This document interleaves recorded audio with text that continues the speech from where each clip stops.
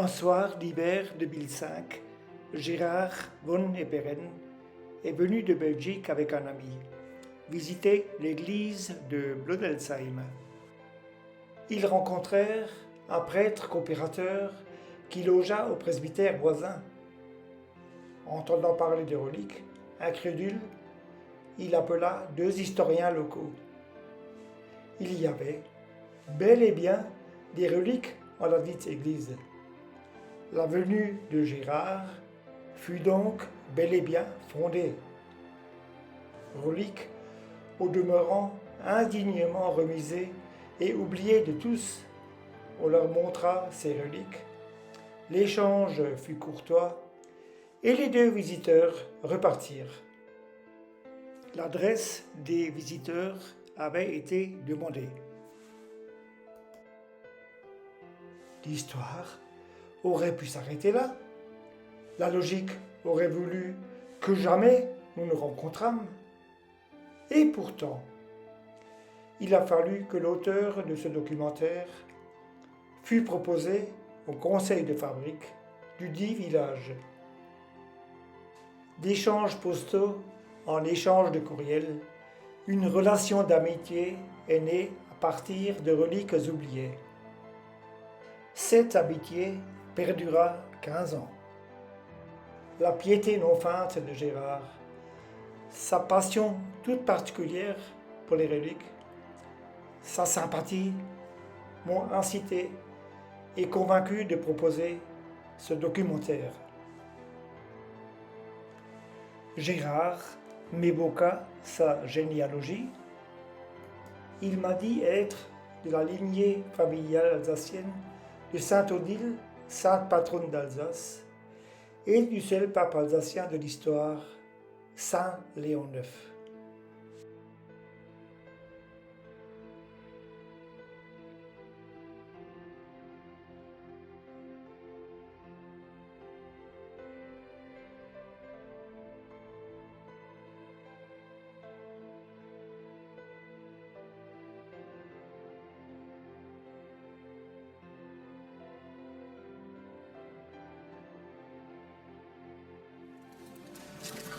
Histoire, Saint Léon IX, qui avant d'être pape s'appelait Bruno d'Egisheim d'Augsbourg, ou bien Bruno d'Egisheim d'Abo en français, d'Augsbourg en allemand ou en alsacien, d'Abo en français. Il est né le 21 juin 1002. Et il y a 2 possibilités, ou bien il est né à Egisheim, ou bien il est né à Dabo, qui se trouvait devant nous. C'est un noble alsacien qui est apparenté aux empereurs du Saint-Empire germanique Conrad II et Henri III. Son père, c'est Hugues IV de Norgau, seigneur d'Egisheim, descendant des rois germaniques. Et sa mère est Évige de Dabo, descendant des rois carolingiens. Dabo, c'est le château de sa mère, et Egisheim, c'est le château de son père. Alors c'est ça qu'à Dabo, ils disent qu'il serait peut-être né là. Évidemment, chacun essaye de revendiquer la naissance du seul Alsacien de l'histoire devenu pape. Alors, tout jeune, il est allé à l'école, mais il est allé à l'école cathédrale de Toul, en Lorraine. On prenait là la cathédrale des chanoines, et j'allais dire élevaient ou donnaient des cours à des petits-enfants de la noblesse, et qui avaient déjà une vocation religieuse. Et tout jeune, il est devenu chanoine de la cathédrale de Toul. C'est important qu'il devienne chanoine jeune. Je crois qu'on n'a pas ça actuellement, un évêque de 24 ans. Généralement, on peut être ordonné prêtre vers ces années-là, mais devenir évêque, ça c'est autre chose.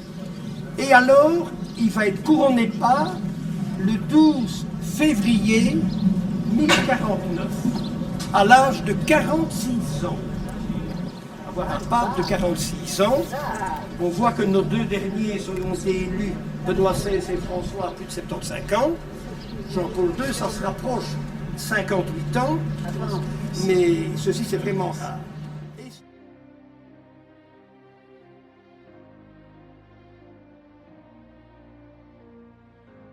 Il fut un moment séminariste, mais il restera finalement laïque.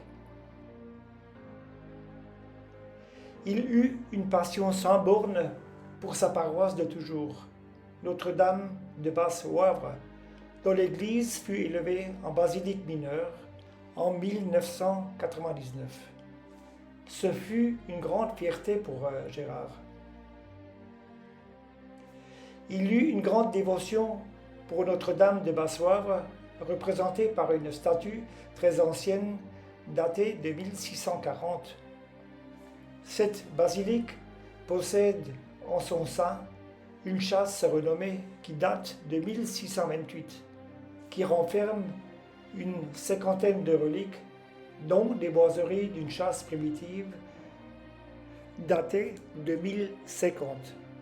Depuis 1897, tous les 25 ans et en l'année sainte de l'an 2000 et en 2009 pour les 10 ans de l'élévation de l'église en basilique mineure, cette châsse fut ouverte et enrichie de nouvelles reliques. On voit ici Gérard avec Monseigneur Justin, alors évêque émérite de Liège. Et pour la fermeture de la châsse et son scellement à la cire, on le voit avec Monseigneur Van Cotem, évêque auxiliaire du Brabant wallon. Gérard fut un oblat bénédictin. Au fait, qu'est-ce qu'un oblat? C'est une personne laïque qui s'est donnée à un monastère, mais sans prononcer ses vœux. Gérard prit comme prénom en religion Frère Guibert, sans doute en signe de dévotion à un saint belge du Xe siècle, moine bénédictin originaire de Namur. Gérard sera un oblat de l'abbaye bénédictine Sainte-Madeleine du Barou, dans le Vaucluse en France, non loin du Mont Ventoux, où il se rendit durant les étés. En 2014, devenu un connaisseur des reliques des catacombes romaines, il en éclaira les pères et frères bénédictins de l'abbaye.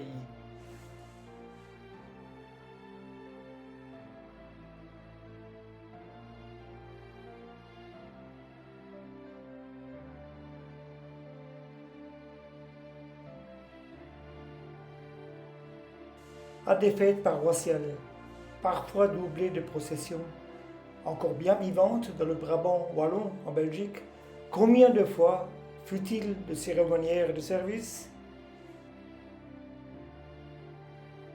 Durant bien des années, Gérard fut l'ami de nombreux évêques, tels Monseigneur Léonard, archevêque de Malines, Bruxelles, que l'on voit ici en 2011 à Incourt pour la fête de Sainte Ragenufle.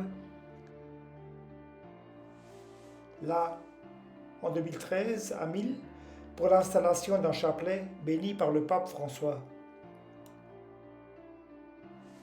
Ici, on le voit encore aux côtés de Monseigneur Justin, évêque de Liège. Ici, on voit Gérard s'entretenir avec Monseigneur Van Cotem, évêque de Namur.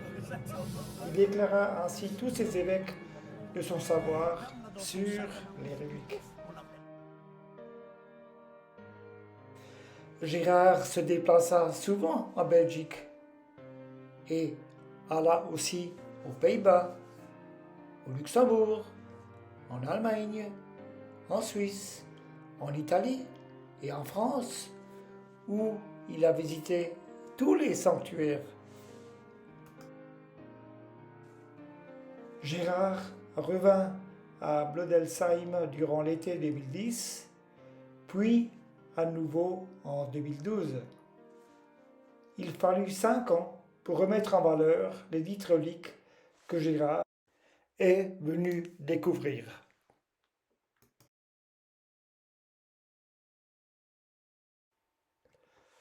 Le point d'orgue fut la réinstallation et remise en valeur des reliques le 17 juin 2012. Dans les galeries souterraines dans la campagne romaine, c'est ceux que l'on appelle les martyrs des catacombes. Les chrétiens se réfugiaient dans ces catacombes et on célébrait la messe sur les tombeaux des martyrs. De là, l'Église a gardé la coutume de mettre dans les autels des pierres avec des fragments de reliques de martyrs des catacombes. Les siècles vont passer et ces catacombes vont être ignorées ou perdues de vue jusqu'à la fin du XVIe siècle. On va commencer à les redécouvrir et on va se rendre compte que ces catacombes romaines contiennent une quantité de reliques d'innombrables corps de martyrs. Alors les papes ont réglementé cela, ils ont désigné les cardinaux vicaires et les évêques de Porphyre, sacristes des papes, pour faire extraire des corps de martyrs et les donner à des personnes, à des prêtres, à d'autres personnes du monde entier qui en faisaient la demande. Et depuis le début, alors ces reliques sont arrivées ici et aujourd'hui elles sont remises à l'honneur. Le corps de saint Anicet, martyr romain de l'Occident, a été extrait de la catacombe de Sainte Priscille à Rome le 5 décembre 1843 avec le vase de sang qui est la preuve de son martyre et la pierre romaine portant son nom, donné à l'abbé Joseph Philippi Thuré de Blodelsheim le 22 août 1844 par son Excellence Monseigneur Joseph-Marie Castellani de l'ordre des Ermites de Saint-Augustin, évêque titulaire de Porphyre et sacriste du souverain pontife, et donné au nom de sa sainteté le pape Grégoire XVI, avec l'appui du cardinal Gabriel Ferretti. Monseigneur le sacriste a reconnu ce martyr et lui a délivré un authentique, donc un document qui authentifie les reliques.